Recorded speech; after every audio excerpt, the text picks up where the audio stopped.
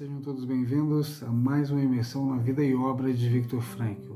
Eu apresento hoje essa incrível obra, A Prevenção Psicológica, da coleção Logoterapia.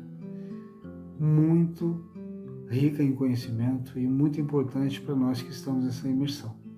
A doutora Elizabeth Lucas, a autora desse livro, nascida em 12 de novembro de 1942 em Viena, é uma psicoterapeuta austríaca e psicóloga em clínica. É uma das sucessoras mais famosas de Viktor Frankl, fundador da logoterapia. Em 2003, a doutora Elizabeth Lucas dirigiu o Instituto Sul-Alemão de Logoterapia em Fürstenfeldbruck. Hoje, ela está no Instituto de Formação de Logoterapia e Análise Existencial, a BILE, em Wales.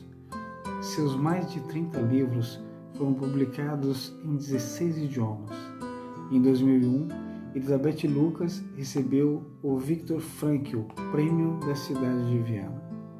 Em maio de 2014, a doutora Elizabeth Lucas foi premiada como professora honorária do Instituto de Psicanálise da Universidade de Moscou. A obra em questão, em seu primeiro capítulo, o título é Possível Viver com Saúde no Mundo de Hoje? E que, por sua vez, vai abordar temas como um pequeno tratado da psicohigiene. A psicohigiene é tão importante quanto a higiene corporal. Que precisamos fazer para sermos felizes? O homem como ser que decide. Quem escolhe assume responsabilidade. O sentido e não sentido do sacrifício. As neuroses coletivas e seus sintomas. 4 atitudes pessoais propensas a crises. O ato coexistencial do amor. Modelo de uma terapia familiar centralizada no sentido. O trabalho como realização de valores criativos.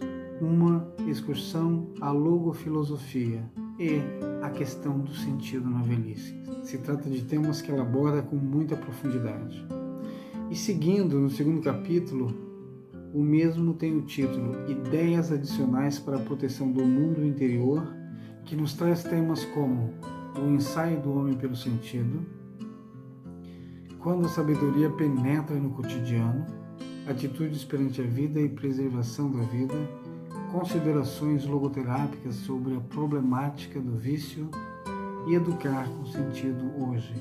Nos últimos 3 capítulos dessa obra, ela traz em seu bojo reproduções de 3 palestras proferidas pela doutora Elizabeth Lucas, sendo elas: a primeira, para um público leigo provado pelo sofrimento, tema sobre a arte de suportar mais facilmente as coisas difíceis. Palestra feita em junho de 1988, em Salzburg, a convite da Associação Federal dos Círculos de Pais de Jovens Viciados em Drogas e Pertencentes a Grupo de Risco. A terceira, para um círculo de especialistas em logoterapia. Tema da palestra, Logoterapia Vivida. Palestra proferida em outubro de 1988 em Frankfurt. E a convite da Sociedade Alemã de Logoterapia. E vale observar que ambas as palestras elas são descritas na obra na versão original da fala da autora em cada ocasião.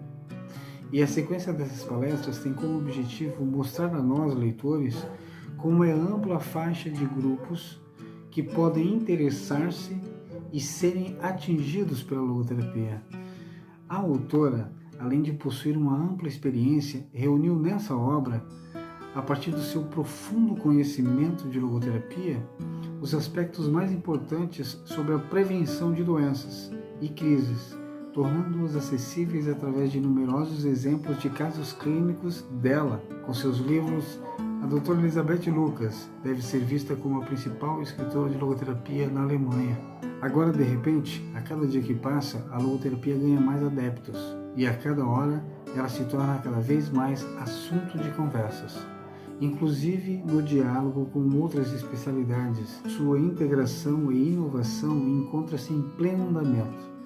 Isso traz como consequência um número crescente de peritos e especialistas que a ela recorrem concretamente no seu trabalho, fazendo-a produzir frutos para seus pacientes. Mas isso também traz consigo algo mais, a saber a questão de até onde e com tanta sinceridade os representantes da logoterapia estão detrás daquilo que representam, ou, dito de uma forma mais simples, a questão da ética profissional do logoterapeuta. Nós atuamos não pelo que dizemos, mas pelo que somos, escreve um dos meus mais íntimos colaboradores, diz a autora, Wolfram Kurz. E como ele está certo, toda concepção de cura atua sobre a autocompreensão do homem, e isto em primeira linha através da autocompreensão do terapeuta. E sua concepção do homem e do mundo irradiam-se sobre a concepção do homem e do mundo do paciente. Mas isso só quando não são apenas apresentadas verbalmente, mas vividas ativamente. De maneira especial, a logoterapia exige dos seus representantes uma elevada consciência do exemplo, quer dizer, uma consciência daquela irradiação do próprio ser, sobre o ambiente mais restrito e mais amplo. Ela exige credibilidade pessoal antes mesmo de qualquer comprovação científica, que evidentemente também é necessária, embora sem ser suficiente. E isso não significa que os representantes da logoterapia tenham que ser santos. Uma tal exigência nem pode ser levantada, nem temos condições de satisfazê-la, mas pelo menos eles devem permanecer sãos. Em sua condição de seres humanos e seres espirituais, permanecer sãos, mesmo no caso de uma grande tragédia pessoal. E isto não apenas em razão deles mesmos, como é dever de todo homem, mas, além de tudo, em razão do testemunho que tem de dar, de que mesmo na adversidade é possível permanecer são. Se não forem eles a testemunhá-lo, quem lhes haveria de dar crédito? Tem que haver coerência entre o que somos e o que mostramos. E a logoterapia também não pode contentar-se em ensinar teoricamente. Ela precisa ser vivida na prática. Quando a sabedoria consegue manifestar-se no cotidiano, o cotidiano transforma-se em dom. Essa obra traz 3 estudos na clínica de logoterapia, com a pretensão de comprovar isto. No primeiro estudo, ela fala da liberdade entre ilusão e responsabilidade. Quão livre é o homem? É a pergunta. Ao seguirmos os filósofos existencialistas, o homem é relativamente livre. Ele é mesmo atirado para a sua liberdade, ficando à mercê dela. Ao seguirmos os psicanalistas, o homem é quase que inteiramente destituído de liberdade, estando na dependência dos seus fundamentos biológicos e psíquicos e do seu ambiente social, inteiramente à mercê deles. Entre essas duas concepções, existirá um compromisso, uma áurea via média? Existe sim. Nos escritos de Frankl, onde a filosofia e a psicologia conjugam-se numa doutrina realista das ciências humanas, de acordo com ela, o homem é livre, porém, não livre de alguma coisa, e sim livre para alguma coisa, pois o ser livre de alguma coisa é a liberdade como ilusão, e o ser livre para alguma coisa é a liberdade como responsabilidade. E eu peço a vocês fazer uma reflexão juntos, possamos levar os nossos pensamentos de como se estivéssemos a subir em uma montanha. E para essa trilha, a subida à montanha, o que levaremos em nossa mochila? Sabemos que hoje será um dia quente e que os caminhos que iremos percorrer rumo à montanha são íngremes e que o peso que carregamos às costas se fará sentir cada vez mais pesado ao longo da subida. Mas é possível encontrar uma maneira que nos permita carregar o peso da mochila com certa facilidade. E para isso, vamos perguntar a um alpinista experiente, alguém que já acompanhou muitas almas encurvadas sob o peso de suas cargas individuais nas excursões pelas montanhas da vida. Sendo assim, perguntamos a Viktor Frankl se ele consegue nos orientar. Diz a autora ter certeza de que se ele estivesse aqui, em nosso meio, e pudéssemos perguntar a ele como se pode tornar leve uma mochila pesada, ele logo observaria que o mais importante e o essencial não é que a mochila seja leve, mas sim que ela contenha o que é necessário. Para que adianta a mochila mais leve, se lá em cima na montanha vier a faltar o que é necessário para prosseguirmos na caminhada? É a pergunta que se faz. Com o que acabamos de aprender, a primeira lição é arrumarmos a mochila que levaremos conosco? Uma nova pergunta. Coisas necessárias ou coisas supérfluas? O que iremos levar e o que deixaremos para trás? É uma outra pergunta. E refletindo isso, vamos dar uma olhada em nossas mochilas agora. Cada um olha a sua. Revire o interior da mesma um pouco. Vejamos o que nossas mãos encontram lá dentro. Preocupações? Sim, é verdade.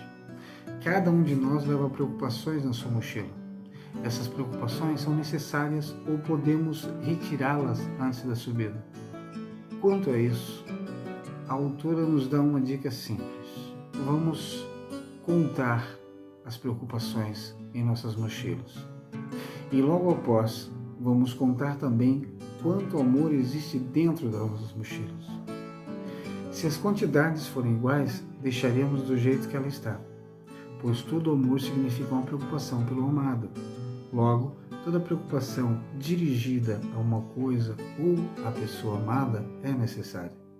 Mas uma mochila sem amor, sendo colocada em uma balança, seria achada leve demais para uma viagem aos cumes da existência humana. Porém, se ao contarmos nossas preocupações e contarmos que elas ultrapassam a quantidade de amor que está em nossas mochilas, é necessário se fazer uma nova busca na mesma, porque nesse caso há preocupações demais em nossas mochilas, entre elas preocupações inúteis que tornarão nossos passos desnecessariamente inúteis. São elas preocupações produzidas não pelo amor a alguma coisa, mas pelo medo de alguma coisa. O medo é como carregar uma pedra pesada sobre as costas, e com ele nós não iremos longe. E enquanto a preocupação por uma pessoa amada nos faz bastante criativos, o medo é uma força contraproducente que atrasa e nos paralisa. Mas como podemos ter um medo? Como nós podemos retirar aquela pedra de nossas mochilas? E aqui só existe uma receita, que mais uma vez devemos recorrer ao nosso guia de alpinismo, Viktor Emil Frankl. Faça-se invulnerável ao medo, certo de que provoquei uma inquietação em todos vocês. Peço que deem continuidade a essa imersão, que busquem essa obra. Ela é uma daquelas que são raras de encontrar.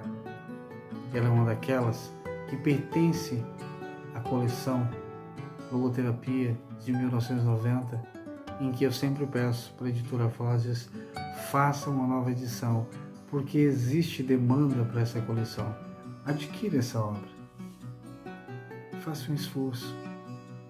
Você vai estar investindo em conhecimento. E diga-se de passagem, um rico conhecimento. Desejo uma boa semana a todos vocês. Um grande abraço e nos vemos aqui em um próximo vídeo.